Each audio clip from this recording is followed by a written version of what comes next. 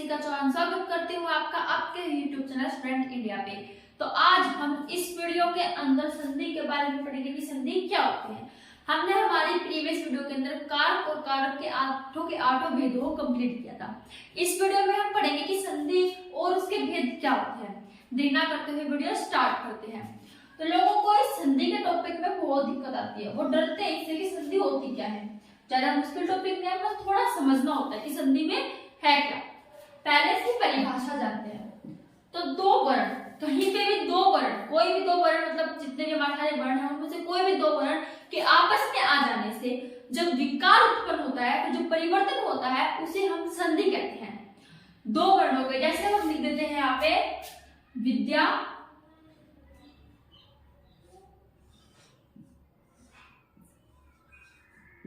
विद्या plus आल्य,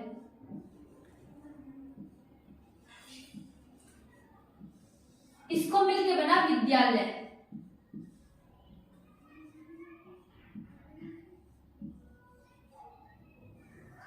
अब यहां पे था आ और यहां पे था ए, यहां से हमने लिया आ प्लस यहां से क्या था ए प्लस आ, इन दोनों को मिलने से क्या बना हमारा आ। ये आ एक वर्ण है और ए एक वर्ण है, आ और ए के आ जाने से हमारा आ बन गया। तो ये जो दो वर्ण थे इनके आपस में मिलने से एक विकार आया, क्या बना, सिर्फ एक ही वर्ण बना आ। इसे हम कहते हैं संधि। मतलब जहां पे कोई भी दो वर्ण आपस में आके मिल जाए और उनसे कोई विकार उत्पन्न हो जाए उन्हें कहते हैं क्या, संधि। ठीक है, ये संधि का हमारा उदाहरण था। विद्या प्लस आलय विद्यालय, पुस्तक प्लस आलय पुस्तकालय, ये सब क्या है, हमारे संधि के उदाहरण हैं। अब संधि को तीन भेद है, मतलब संधि को तीन भेदों में बांटा गया है, स्वर संधि, व्यंजन संधि और विसर्ग संधि। स्वर संधि, व्यंजन संधि और विसर्ग संधि। परिभाषा में कोई दिक्कत नहीं है।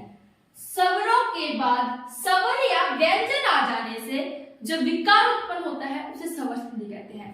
यहाँ पे कोई भी दो वर्ण, चाहे वो स्वर के साथ स्वर आ जाए, व्यंजन के साथ व्यंजन आ जाए, कुछ भी आ जाए, मतलब कोई भी दो वर्ण के आपस में मिल जाने से जो विकार उत्पन्न हो उसे हम संधि कहते हैं।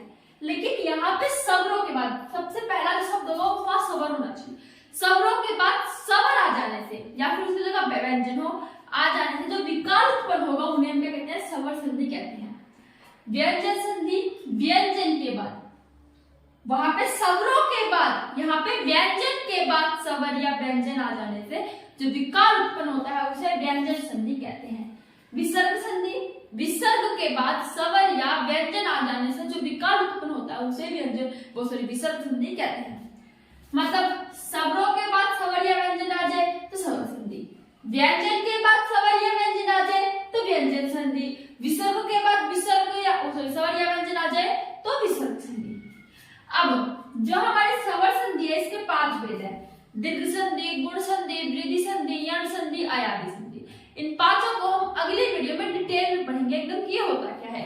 व्यंजन संधि और विसर्ग संधि का कुछ नियम है जिनसे भी बता सकता है कि ये संधि कौन सी है और किसको किस में बदलना है। ठीक है, अब इनके उदाहरण देखते हैं। राम प्लस अनुज। आप जानते हो कि कोई भी व्यंजन को पूरा करने के लिए हमें उसके पीछे ए लगाना पड़ता है। ये क्या है, म, इसके पीछे अगर आप ए लगा दोगे तो ये क्या बन जाएगा, मैं, बन गया ये। अब इन दोनों में इसके अंदर क्या देख रहे हो आप कि यहाँ पे ए और ए दोनों मिलके बना हुआ है, लेकिन यहाँ पे क्या है, सिर्फ मैं है, यहाँ पे सिर्फ मैं है और यहाँ पे मैं और ए दोनों मिलके बने हुए हैं। ऐसे इसके अंदर से आप एक ए ले सकते हो, इसके अंदर से क्या ले लो, ए प्लस यहाँ पे भी क्या है, ए प्लस ए मिलकर क्या बना, ए प्लस ए मिलकर क्या बना, आ। यहाँ आप देखो राम भी है हमारे पास, नुज भी है, बचा क्या, एक यहाँ का ए और एक यहाँ का ए, ये दोनों ए मिलके बन गए आ।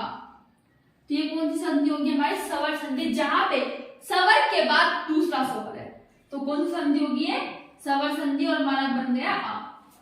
ओके, ऐसे यहाँ पे कृष्ण प्लस ए कृष्णावतार।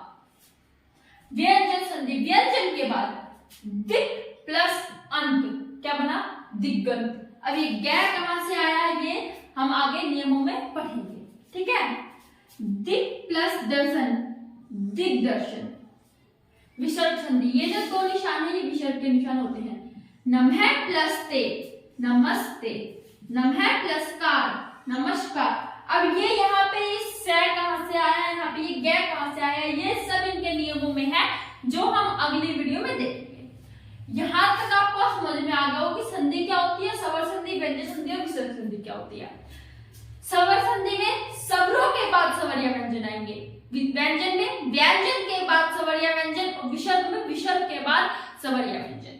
उनसे जो विकार उत्पन्न होगा उन्हें क्या कहते हैं हम, स्वर संधि, व्यंजन संधि और विसर्ग संधि। और संधि क्या होती है, दो वर्णों के आपस में आ जाने से जो विकार उत्पन्न होता है वो संधि कहते हैं। जैसे विद्या प्लस आलय, विद्यालय। पुस्तक प्लस आलय, पुस्तकालय।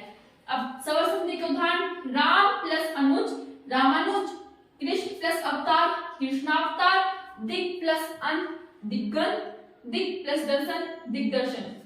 नमः प्लस ते, नमस्ते। ये क्या विसर्ग हमारा श में बदल गया, ठीक है। नम प्लस कार, नमस्कार। हर बार यहाँ से नहीं आता। मन है प्लस ओज, मनोज। यहाँ पे क्या आता है, और भी सब आते हैं, ओके। ये थी हमारी संधि। अगर आपको ये वीडियो अच्छी लगी हो तो लाइक, सब्सक्राइब एंड शेयर करें।